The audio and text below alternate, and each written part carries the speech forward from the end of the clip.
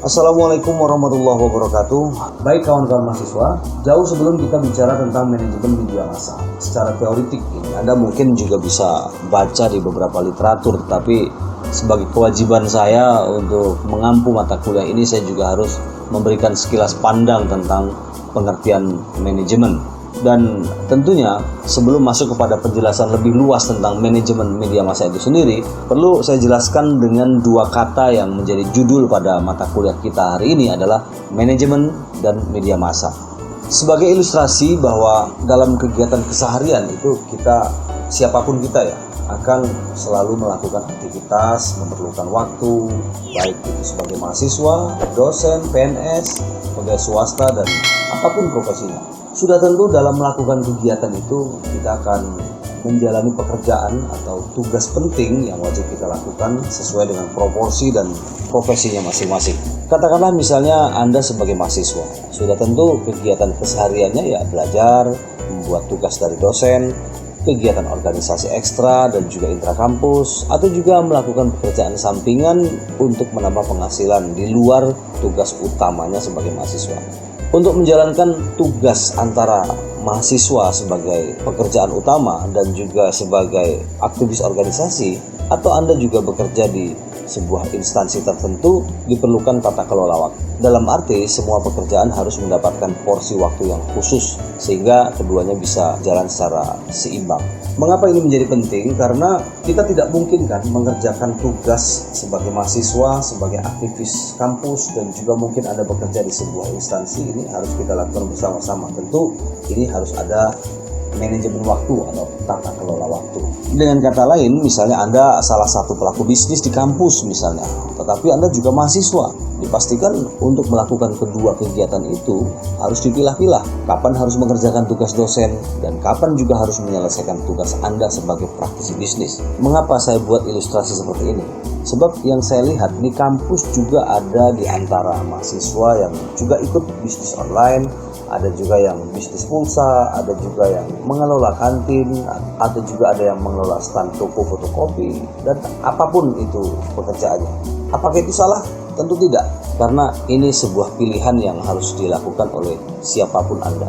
Tetapi yang harus diingat adalah bagaimana Anda harus mengatur waktu dan membagi waktu, sehingga kedua hal itu bisa berjalan beriringan, meskipun pada kenyataannya juga selalu tidak pernah akan berjalan secara ideal. Tetapi apapun kenyataannya, dalam keseharian seorang mahasiswa atau siapapun dia dalam mengerjakan kegiatan dan juga pekerjaan, tentu diperlakukan tata kelola waktu yang baik sehingga semua pekerjaan itu bisa berjalan dengan maksimal sesuai harapan kita bersama. Ada sebuah pertanyaan yang mungkin di benak kita muncul adalah mengapa kita perlu mengatur dan mengalokasikan waktu dengan penuh tanggung jawab? Karena kita ingin semua pekerjaan berjalan sebagaimana yang diinginkan. Oleh sebab itu, untuk melakukan kegiatan keseharian dengan baik supaya capaiannya juga maksimal, kita harus punya kemampuan manajerial atau tata kelola waktu, tata kelola sistem yang baik. Sistem yang dimaksud di sini adalah pola kerja, pola atur waktu yang baik, sehingga antara tugas dari dosen dengan kegiatan Anda sebagai pelaku usaha atau mahasiswa bisa berjalan tanpa ada kesulitan dalam menyelesaikan keduanya. Disinilah pentingnya sebuah manajemen. Orang sering juga menyebut manajemen waktu.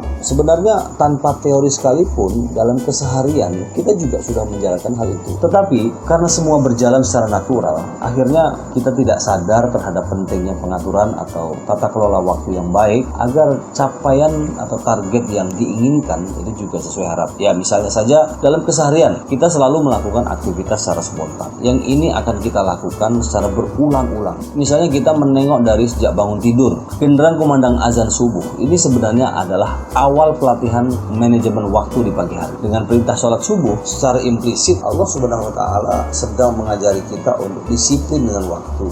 Baik itu untuk sholat subuh, yang selanjutnya diikuti dengan kegiatan keseharian, baik sebagai mahasiswa, karyawan, dan lain sebagainya. Tetapi karena hal itu sudah berjalan secara natural dan juga secara turun-menurun, seolah-olah azan subuh dianggap hal yang biasa tanpa ada arti dan makna, kecuali hanya perintah sholat. Itu saja. Mengapa ini tidak terpikir oleh kita? Ya tadi, karena kita tidak terlatih untuk memikirkan yang sudah menjadi rutinitas. Sehingga sesuatu yang sudah biasa terjadi selalu terlewat begitu saja tanpa memberi pesan apapun dalam kegiatan lain di luar sholat subuh. Padahal kalau kita sadar atau tidak, disitulah Allah Subhanahu wa Ta'ala sedang mengajari ilmu tentang manajemen. Kapan kita harus bangun pagi, jam berapa kita sholat subuh, kapan kita memulai kegiatan, kapan kita mulai menyiapkan sarapan, kapan kita harus olahraga, dan seterusnya.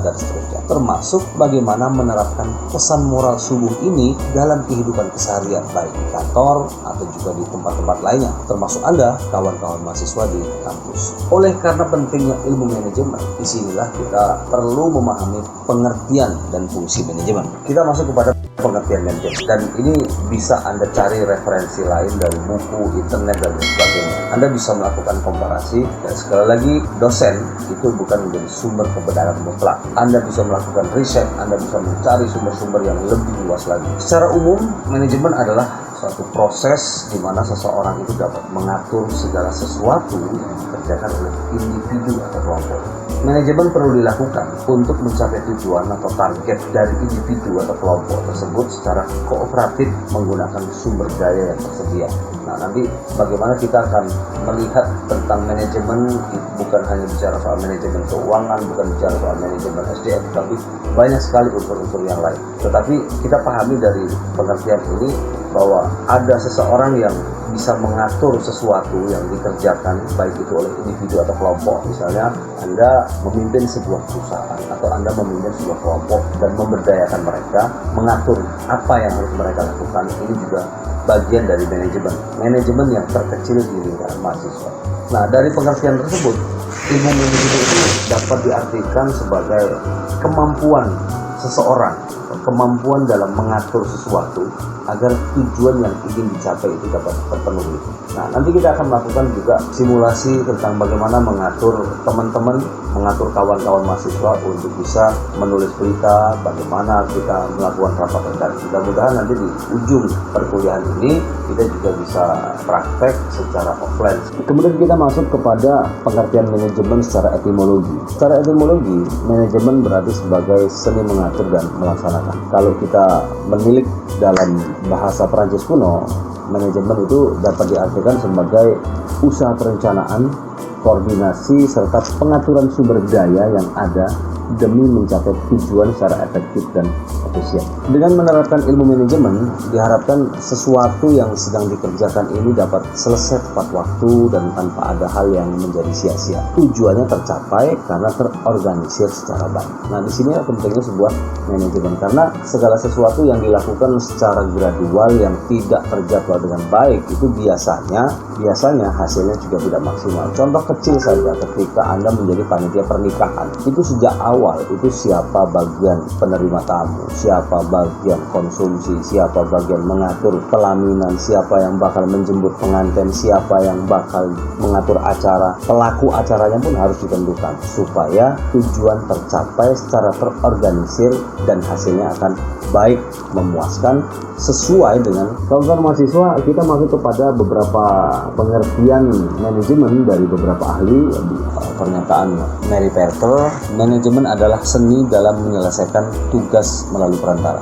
Jadi adanya manajemen ini kita kemudian ada namanya disposisi kerja. Jadi siapa melaksanakan apa. Kalau Anda kemudian dalam sebuah organisasi tetapi ternyata Anda juga bekerja sendiri, berarti manajemen dalam organisasi itu tidak berjalan dengan baik. Ada menyelesaikan tugas, ada kata-kata menyelesaikan tugas melalui perantara. Jadi Anda sebagai top leader menyelesaikan tugasnya tidak mesti Anda, menyelesaikan tugasnya tidak harus Anda, tetapi Anda disposisi kerja, job desk-nya diatur, siapa melakukan apa. Ada sekretaris, ada bendahara, ada bagian humas, ada bagian konsumsi dan lain sebagainya. Seperti di awal yang saya contohkan tentang bagaimana kita menyiapkan prosesi pernikahan atau resepsi saudara Anda, teman Anda atau siapa. Kemudian Gary Robert Terry melihat manajemen ini sebagai proses khas dari beberapa tindakan seperti perencanaan, pengorganisasian, penggeraan, dan pengawasan. Seluruh tindakan tersebut itu bertujuan agar target itu tercapai dan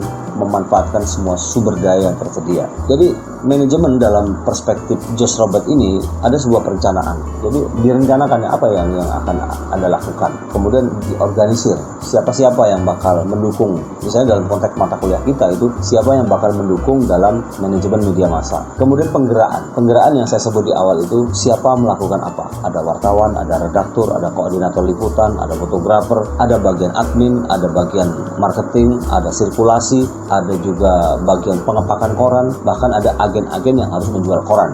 Ini dalam konteks media cetak.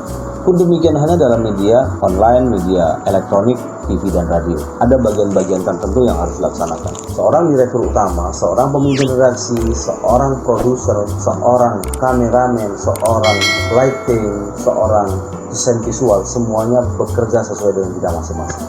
Kemudian muncul produk namanya program, namanya acara, namanya koran, namanya tabloid, dan lain sebagainya. Semua itu harus dilaksanakan dengan perencanaan, ada pengorganisasian dan ada penggerakan. Dan yang terpenting adalah sebuah pengawasan. Kenapa? Karena segala sesuatu kalau tidak diawasi maka tidak akan berjalan dengan baik. Nah, proses pengawasan dalam media massa ini ada namanya jadwal deadline. Jadwal deadline ini untuk mengontrol, apalagi harian. Jam berapa dia rapat, jam berapa berita itu masuk, jam berapa itu berita masuk ke redaktur, dari redaktur masuk pracetak, pracetak itu layouter yang mengatur semua desain koran, desain majalah, atau kapan berita itu harus disiarkan, jam berapa, siapa yang akan menyiarkan dengan pagi. Semuanya harus ada pengawasan. Nah, disinilah fungsinya manajemen. Kemudian kita juga bisa mengutip dari Ricky Giffin ya. Manajemen adalah proses perencanaan, organisasi, koordinasi, dan kontrol pada sumber daya agar tujuan tercapai secara efektif dan efisien. Efektif di sini maksudnya tujuan tercapai sesuai rencana, dan efisien berarti bahwa manajemen itu dilakukan secara cermat, terorganisir, tepat waktu. Ini yang saya katakan di awal. Sebuah proses pekerjaan di media massa, apalagi kita dikejar deadline di koran, radio, televisi. Jam berapa harus siaran? Jam 6 pagi misalnya radio. Saya dulu waktu di radio Smart FM. Jam 6 pagi harus siaran, jam 7 pagi harus siaran, atau jam 9 pagi harus siaran, harus bagian berita. Artinya 2 jam sebelum naskah-naskah berita harus disiapkan. Dan ini harus dilakukan secara cermat. Cermat dalam arti apa? Menulis beritanya juga harus jelas, kemudian fakta-fakta yang tertulis dalam berita juga harus tepat, akurat, kemudian terorganisir. Artinya seorang koordinator liputan, seorang redaktur sudah menentukan siapa-siapa wartawan yang akan bertugas, atau seorang produser acara sudah menyiapkan orang-orang yang bakal menjadi presenter atau menjadi newscaster, news anchor pada hari itu. Siapa yang akan membaca berita hari itu. Dan semuanya harus dilakukan secara tepat waktu. Apalagi televisi, radio, koran, ya kan? Kenapa? Kalau koran itu tidak tepat waktu, misalnya kalau dalam harian dulu waktu di Sumek atau di Kabar Sumatera waktu masih terbit cetak, itu jam 11 malam itu harus sudah masuk di percetakan. Kenapa ini menjadi sesuatu yang sangat penting? Karena apa? Karena harus tepat waktu. Kalau molor sampai jam 12 atau jam 1 baru cetak, maka koran yang dikirim ke daerah akan terlambat. Apalagi mengirimnya lewat darat. Kita belum ada dari Palembang mengangkut koran itu melalui jalur udara. Oleh sebab itu, disinilah pentingnya sebuah manajemen media massa. Nah, bagaimana prakteknya nanti kita bisa simulasi. Kita masuk kepada pengertian manajemen dari Lawrence. Manajemen itu sebagai keahlian dalam membangkitkan orang lain agar bersedia melakukan sesuatu. Jadi terbayang ya, bagaimana membangkitkan seseorang untuk melakukan sesuatu. Artinya apa? Anda menggerakkan orang untuk melakukan sesuatu. Bahasanya bisa struktural. Ini tugas harus Anda kerjakan. Ini surat dibuat. Itu Anda sedang memerintahkan sebagai pimpinan kepada sekretaris, kepada bawahan Anda. Atau dengan bahasa yang lebih santai juga boleh, misalnya, Dek, tolong ini nanti surat-surat diselesaikan malam ini, atau Dek, surat-surat ini harus selesai hari ini karena jam sekian harus saya kirim, atau jam sekian saya harus meeting. Nah, Anda sebagai manajer, Anda sebagai top leader di situ menggerakkan seseorang. Nah, disinilah penjelasan dari Lawrence. Kemudian Hillman menjelaskan bahwa manajemen merupakan fungsi untuk mencapai sesuatu target melalui perantara serta melakukan pengawasan. Dengan begitu, tujuan dapat tercapai bersama. Saya pikir dari beberapa pengertian ini bisa Anda kompilasi ya, semuanya intinya sama, bagaimana kita memberdayakan orang. Jadi Anda mengajak orang, kemudian orang itu kita gerakkan supaya dia mau bekerja dan menyelesaikan tugas sesuai target. Kemudian dari beberapa pengertian ini bisa kita ambil sebuah pengertian bahwa manajemen itu tidak jauh dari usaha untuk mencapai sebuah tujuan, suatu proses yang dilakukan oleh manusia dengan memanfaatkan memanfaatkan sumber daya yang ada untuk mencapai tujuan yang efektif dan efisien. Kemudian kita masuk kepada 6 unsur penting dalam kegiatan manajemen. Di awal kita tadi sudah memahami bahwa manajemen itu adalah tata kelola atau mengelola sistem dalam sebuah kelompok yang di dalamnya ada tujuan bersama. Agar tujuan manajemen ini berhasil sebagaimana yang diharapkan, ada 6 hal pokok yang wajib ada dalam sebuah manajemen. Pertama adalah manusia. Itu yang saya bilang bahwa seorang manajer manusia dan yang dikelola oleh juga manusia. Jadi kalau tidak ada manusia, apa yang akan kita kelola? Unsur pertama yang paling pokok dalam manajemen adalah manusia. Kenapa? Karena dalam tata kelola di sebuah kelompok sudah tentu harus ada unsur yang paling penting adalah manusia. Sebab bagaimana mungkin akan ada manajemen kalau ternyata manusianya itu tidak ada. Lantas apa yang akan kita ajak bersinergi dan kerjasama dalam sebuah manajemen? Nah, dalam hal ini dapat kita pahami bahwa manusia adalah faktor dan unsur terpenting dalam sebuah manajemen. Sebab manusia itulah yang akan menjadi subjek atau pelaku sekaligus bisa menjadi objek dalam sebuah manajemen. Untuk kemudian mereka bisa bekerja sama demi tercapainya tujuan.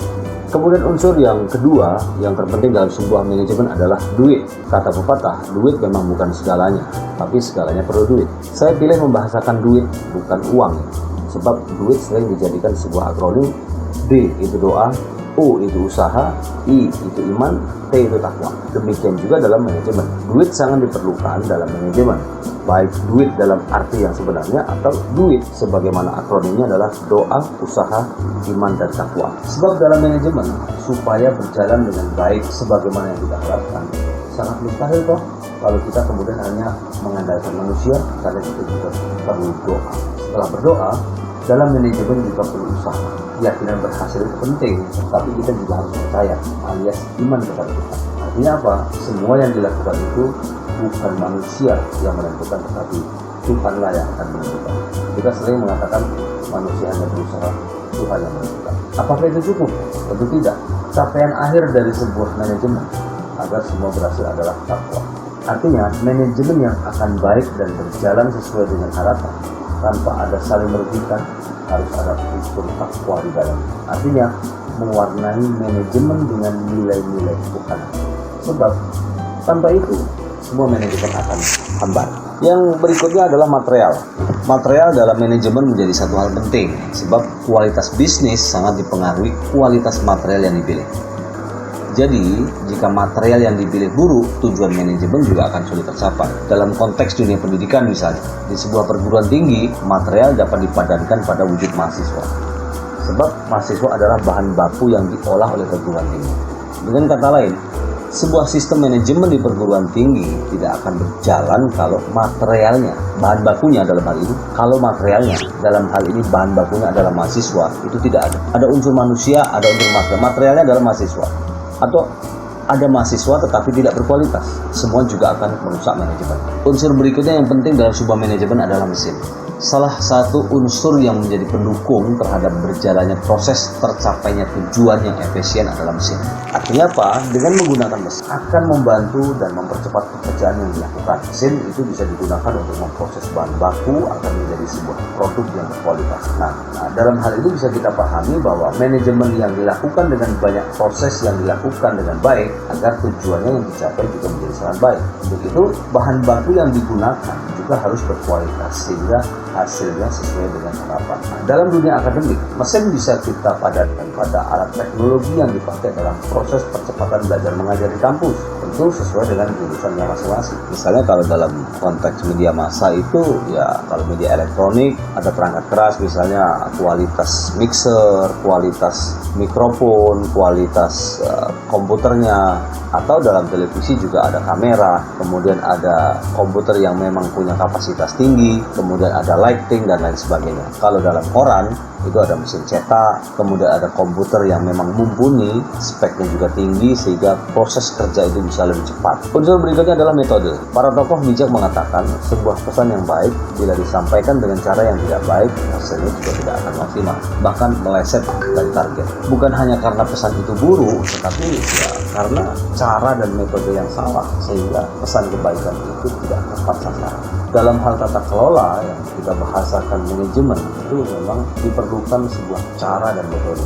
Apalagi ketika kita sedang berada dalam sebuah organisasi atau sistem apapun, termasuk di perusahaan atau perguruan tinggi. Metode itu bukan hanya berkaitan dengan kata-kata, tetapi juga lebih dari itu diperlukan fasilitas atau hardware, baik itu yang berupa duit, alat teknologi, dan juga alat-alat lainnya. Sebab metode yang dibuat oleh sistem manajemen itu akan didasari oleh target, waktu, termasuk duit. Bila semua itu dijalankan oleh sumber daya manusia yang mumpuni, maksudnya sumber daya yang proporsional dan profesional, maka diharapkan sebuah sistem yang berjalan itu akan berjalan dengan baik sesuai dengan target. Kemudian kita bicara soal market yang keenam ya.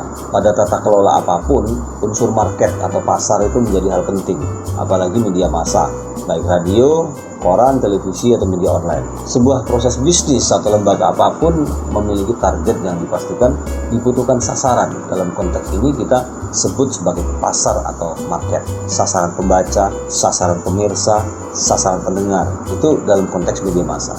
Demikian hanya ketika kita akan membuat sesuatu, di dalamnya sudah tentu ada manajemen yang sangat diperlukan, butuh memanage pasar kita siapa yang akan menjadi pembaca kita siapa, pendengar kita siapa, pemirsa kita siapa. Capaian target akan sampai ketika ada sebuah manajemen. Tentunya sembari menentukan pasar ini juga akan menjadi sasaran produk kita. Misalnya Anda punya radio segmented-nya perempuan, jadi Anda perempuan juga kita kategorikan juga perempuan yang mana, Muslimah, Kristen, Buddha, Islam, Konghucu, Tionghoa, atau apa.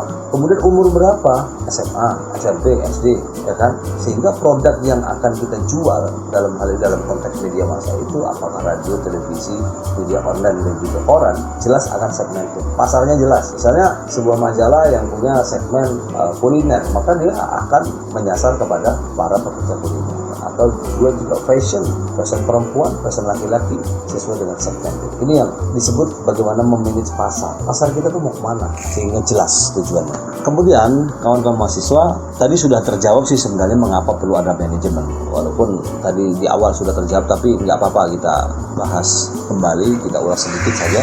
Jadi hadirnya manajemen itu dalam sebuah sistem menjadi hal penting. Sebab satu sistem organisasi, katakanlah misalnya sebuah perusahaan, perguruan tinggi, media massa, kalau tanpa manajemen ya lembaga itu tidak akan berjalan dengan baik. Kalaupun berjalan, sudah pasti terseok-seok. Disinilah perlunya manajemen. Sebab manajemen itu akan memperjelas siapa berbuat apa, atau siapa harus mengerjakan apa. Dengan bahasa lain, dalam tata kelola yang baik, akan memperjelas tugas masing-masing divisi atau masing-masing bagian dari tingkat paling bawah sampai paling atas sekalipun. Nah, dengan begitu kita punya kesimpulan bahwa tanpa manajemen itu tujuan gagal. Misalnya seorang manajer tidak akan bisa memberdayakan orang atau bawahannya bila tanpa manajemen. Dengan kata lain, kita punya kesimpulan bahwa sebuah proses bisnis apapun lembaga tanpa manajemen itu akan gagal. Dalam sebuah contoh seperti ini, seorang pimpinan, seorang manajer itu tidak akan bisa memberdayakan orang, tidak bisa menggerakkan orang kalau tanpa manajemen. Jadi apa posisinya kalau ternyata di bawah tidak ada struktural, tidak ada pengorganisasian, jadi tidak jelas siapa melakukan apa. Ini seorang manajer juga bingung dan dia tidak akan bisa menggerakkan seseorang untuk melakukan sesuatu. Nah, sebab kalau kita kembali kepada divisi manajemen, mengelola beberapa orang untuk kemudian diberdayakan demi terwujudnya tujuan tertentu. Di sini ada diberdayakan, artinya mengajak orang untuk melakukan sesuatu demi tujuan itu terwujud. Kemudian melalui manajer yang mengelola banyak orang, kalau misalnya dalam konteks media itu ada pemimpin redaksi, ada redaktur, ada koordinator liputan, memberdayakan wartawan untuk lapangan. Ini sebuah pengorganisasian namanya. Kemudian ditempatkan, ada penempatan di mana sebenarnya mereka harus bertugas, bagian-bagian apa harus bertugas, kemudian diberikan pengarahan dan juga diawasi, sehingga semua akan tercapai sesuai dengan deadline, aturan, dan juga akan tercapai tujuan yang diinginkan. Artinya, tanpa adanya salah satu fungsi ini, bukan tidak mungkin kegiatan manajemen itu akan berakhir tidak sesuai dengan rencana tujuan. Jadi, kalau tidak ada manajemen, pengorganisasian, pengawasan, dan lain sebagainya, tadi ada perencanaan, tentu semuanya akan tidak berjalan dengan baik. Nah, kemudian kita masuk kepada fungsi ya. Kenapa harus ada manajemen? Ternyata ada fungsinya. Fungsi manajemen itu tadi di awal sudah kita jelaskan, planning, ada perencanaan. Anda mau nikah itu juga ada perencanaan. Mau nikah dengan siapa? Kapan waktunya? berapa uangnya, di mana Anda akan melakukan pernikahan, akad nikahnya di KU Amanah, semuanya ada perencanaan. Syarat-syaratnya juga ada. Ketika Anda kuliah, juga ada hal-hal yang harus Anda rencanakan. Kalau kita kan mau kuliah juga ada namanya KRS kan, Kartu Rencana Studi. Artinya ada planning. Dan Anda juga harus ada planning, setelah ini mau kemana gitu. Ini sebuah pertanyaan mendasar yang harus Anda pertanyakan dalam diri Anda. What do you want to be? Setelah ini Anda akan jadi apa? Rencanakan dari sekarang.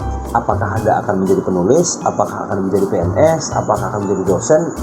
Akan jadi apa saja? Harus direncanakan dari sekarang. Meskipun bahwa hasil itu adalah urusan Tuhan, kita hanya sebatas berikhtiar. Yang kedua ada pengorganisasian. Pengorganisasian misalnya kita nanti buat kelompok. Nah, pengorganisasian ini berkaitan dengan bagaimana kita memberdayakan orang, mengajak orang untuk melakukan sesuatu yang kita inginkan dalam kelompok. Bukan keinginan pribadi ya, tapi keinginan sebuah kelompok. Misalnya nanti kita buat sebuah kelompok, masing-masing 6 orang atau 5 orang atau 7 orang.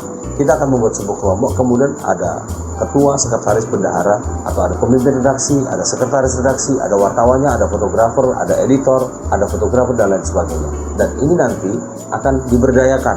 Kita mencoba untuk simulasi bagaimana kita memberdayakan orang, mengajak kawan-kawan untuk melakukan sesuatu, membuat sebuah produk namanya media online. Nah, di sini kita bisa ada praktek pengorganisasian manajemen media massa.